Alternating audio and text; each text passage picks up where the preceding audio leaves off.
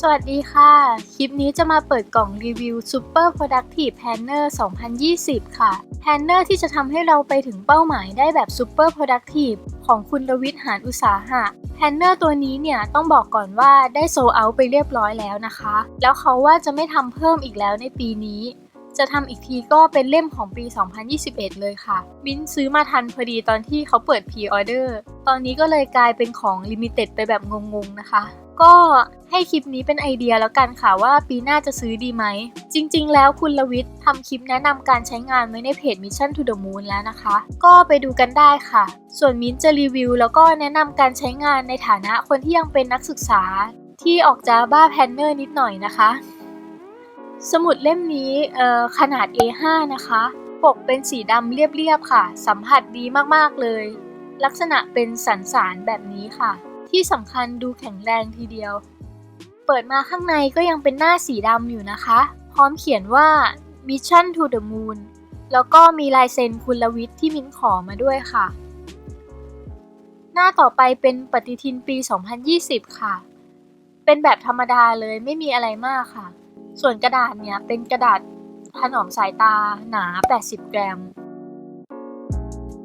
ต่อไปเราจะเริ่มเซตโกกันเลยนะคะมินชอบตรงที่เขาเข้าเรื่องเลยไม่ลีลา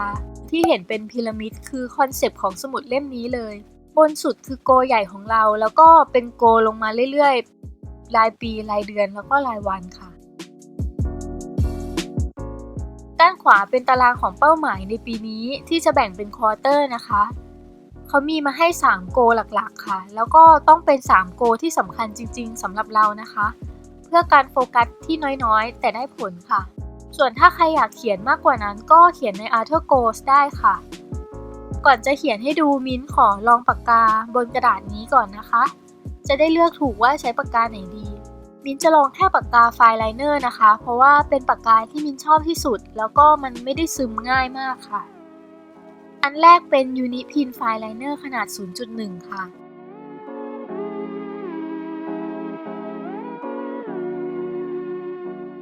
ด้ามที่ 2 เป็น Sakura Micron ขนาด 0.2 และสุดท้ายก็คือปากกา Staedtler Fine Liner ค่ะขนาดประมาณ 0.4 ค่ะ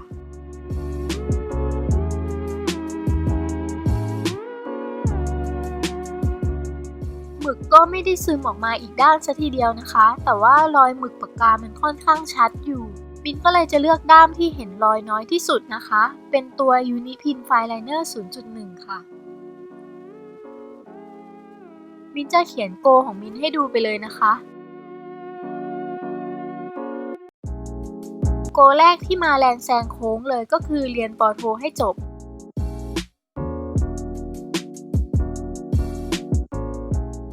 ส่วนโกแต่ละไตรมาสก็คืออันแรกเนี่ยเขียนเปเปอร์แล้วก็รีพอร์ตให้เสร็จ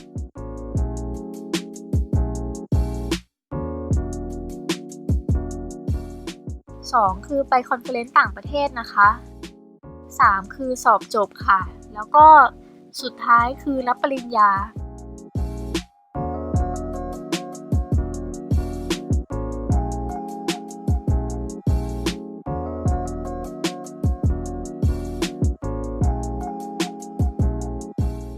หน้าต่อไปเป็น Activity Tracker ค่ะจะมีทุกๆวันของ12เดือนมาให้ไว้ track activity ที่สำคัญที่เราต้องทำทุกวันแล้วเราก็ควรโฟกัสไปเรื่องเดียวเลยจะดีกว่าจะได้ไม่ต้องวอกแวกนะคะตอนนี้ในหัวมิ้นที่อยากแท็กก็คือออกกำลังกายอ่านหนังสือทำทีสิทธ์เรียนภาษาแต่ก็เหมือนเดิมเลยนะคะถ้าเกิดว่าให้เลือกสิ่งที่สำคัญที่สุดก็ยังคงเป็นทีสิทธ์อยู่ค่ะเพราะงั้นวันที่1ก็มิ้นก็จะเขียนเปเปอร์นะคะเขียนเปเปอร์หัวข้อก็คือโมเดลส่วนวันศุกร์ที่แพลนไว้ก็คือแก้คอนคลูชั่นของเปเปอร์ค่ะอันนี้เป็นตัวอย่างคร่าวๆนะคะของจริงมันต้องแน่นกว่านี้แน่นอนค่ะก่อนจะไปหน้าถัดไปเรามาดูสติกเกอร์กันก่อนค่ะเขามีสติกเกอร์มาให้ด้วยเป็นสติกเกอร์ที่มีไอคอนกับสติกเกอร์โค้ดสีสติกเกอร์ไอคอนเนี่ยจะมีรูปเครื่องบินสำหรับการเดินทางรูปโน้ตสำหรับงานสำคัญแล้วก็รูปเค้กสำหรับวันสำคัญค่ะส่วนแผ่นโค้ดสีเนี่ยเดี๋ยวไว้มิ้นอธิบายตอนใช้งานเลยทีเดียวนะคะตอนนี้ขอข้ามไปก่อน หน้านี้เป็นหน้าปฏิทินของแต่ละเดือนนะคะก็จะเป็นแบบปกติที่เห็นได้ทั่วไปเดี๋ยวมิ้นลองใช้สติกเกอร์ให้ดูไปเลยละกันค่ะเช่นวันที่1เนี่ยเป็นวันปีใหม่ใช่ไหมคะก็จะใช้สติกเกอร์รูปเค้กแทนงานปาร์ตี้วันปีใหม่ค่ะ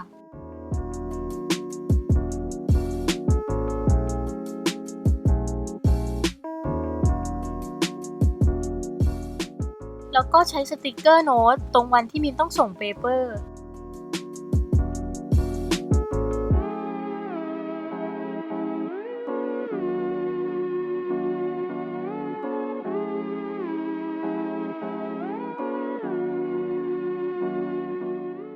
ก็จะเป็นปฏิทินรายเดือนแบบนี้ต่อกันไป12เดือนเลยนะคะ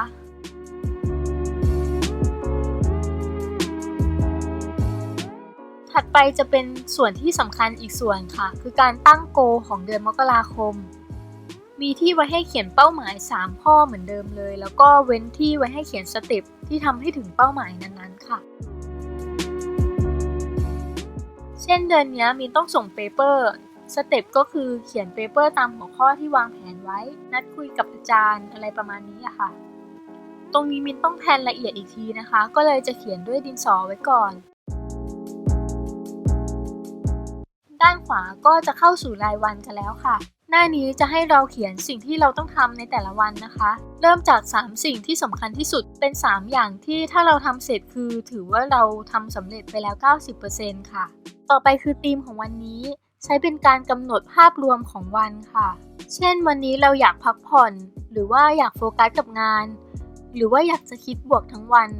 มันจะเป็นสิ่งที่ช่วยเซตวันนี้ของเราให้เป็นไปตามแนวทางเดียวกันค่ะต่อไปเป็น time boxing นะคะก็คือเวลาไหนเราต้องทำอะไรบ้างค่ะแล้วก็สุดท้ายคือ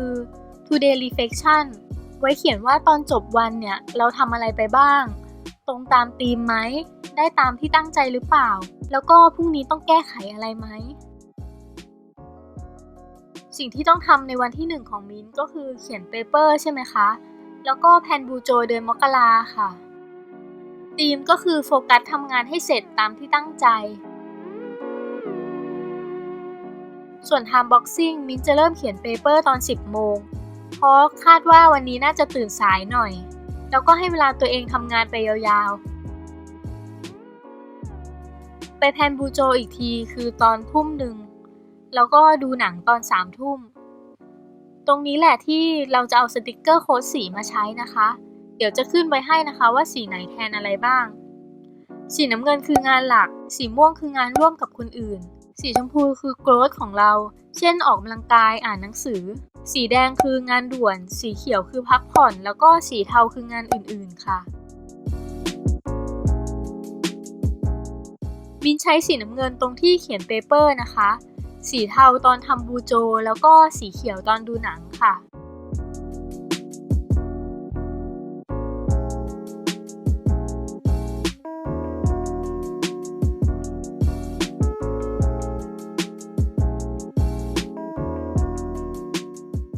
หลังจากจบเดือนก็จะมีคำคมเตือนสติเราแบบนี้นะคะแล้วก็จะมีหน้าให้เรารีเฟล็กของแต่ละเดือนด้วยให้เราเขียนว่าเดือนนี้เนี่ยเราทำอะไรสำเร็จบ้างมีปัญหาอะไรบ้างรีวิวเดือนนี้ทั้งเดือนยังไงรวมทั้งรีวิวโกของเราด้วยนะคะว่าเราจะทำต่อไหมถ้าทำต่อทำไปได้กี่%แล้วตรงนี้เนี่ยมิ้นยังไม่ได้เขียนให้ดูนะคะเพราะว่ามันยังไม่ถึงไว้ถ้าเพื่อนๆสนใจเนี่ยพอจบเดือนนี้อาจจะมาเปิดให้ดูอีกทีค่ะแล้วก็จะเป็นแบบนี้ไป12 เดือนเลยนะคะปิดท้ายสมุดเล่มนี้ด้วยพื้นที่ไว้จดโน้ตค่ะมีประมาณ 4-5 แผ่นให้มาพอเป็นพิธีมาถึงตรงนี้เนี่ยมิ้นจะสรุปให้ฟังนะคะว่าชอบอะไรไม่ชอบอะไรบ้างที่ชอบเลยอย่างแรกก็คือความกระทัดรัดพกพาง่ายน้ำหนักเบานะคะ2คือการรวบรัดเอาแต่ส่วนสำคัญมาแบบเน้นๆเลยของสมุดเล่มนี้สุดท้ายก็คือเทคนิคการโฟกัสที่เป้าหมายแบบค่อนข้างชัดเจนเลยทีเดียวค่ะสิ่งที่ไม่ชอบนี่ก็ไม่ใช่ว่าไม่ชอบสุดๆเลยนะคะแต่ว่าแค่รู้สึกว่ามันขัดใจนิดหน่อยคือเรื่องกระดาษมินรู้สึกว่ามันค่อนข้างบางไปหน่อยแต่ว่าอันนี้สำหรับความชอบส่วนตัวนะคะแต่ว่าถ้ากระดาษหนาขึ้นก็คงต้องแลกมากับสมุดที่หนาขึ้นด้วย ก็เลยเป็นอะไรที่พอรับได้อยู่ส่วนเรื่องหน้าจดโน้ตเนี่ยถ้าเป็นคนที่อยากใช้เล่มเดียวจบพื้นที่จดโน้ตอาจจะน้อยไปหน่อยค่ะอยากได้อย่างน้อยๆก็สัก10แผ่นอาจจะมีแผ่นโน้ตว่างๆไว้ให้ระหว่างเดือนด้วยเผื่อว่าต้องจดอะไรที่เป็นเนื้อหาของเดือนนั้นนะคะจะได้หาง่ายๆลืมบอกราคาไปค่ะเล่มนี้ราคา890 บาทมิ้นซื้อมาตอนพรีออเดอร์ได้ลด 10% ก็จะเหลือ801 บาทค่ะถามว่าแพงไหมก็ถือว่าอยู่ในราคากลางๆไปจนถึงสูงนะคะคือราคาสูงกว่าแพนเนอร์ทั่วไปเนี่ยแน่นอนอยู่แล้วแต่ด้วยความที่เลเยอร์ด้านในมันเป็นเอกลักษณ์แบบที่ไม่เคยเจอในสมุดเล่มไหนๆมาก่อนเลยทำให้มันไม่ได้ราคาสูงมากเมื่อเทียบกับสิ่งที่ได้ค่ะแล้วก็ตื่นเต้นอยากรู้ด้วยค่ะว่าปีหน้าเขาจะใส่เทคนิคอะไรเพิ่มเข้ามาอีกไหมก็จบเรียบร้อยแล้วนะคะสำหรับการเปิดกล่องรีวิว Super Productive Planner 2020 พูดกันไปยาวๆเลยนะคะถ้าเพื่อนๆชอบคลิปแนวนี้ฝากกดไลค์กดติดตามให้ด้วยนะคะตอนนี้ก็ขอตัวไปก่อนค่ะบ๊ายบายสวัสดีค่ะ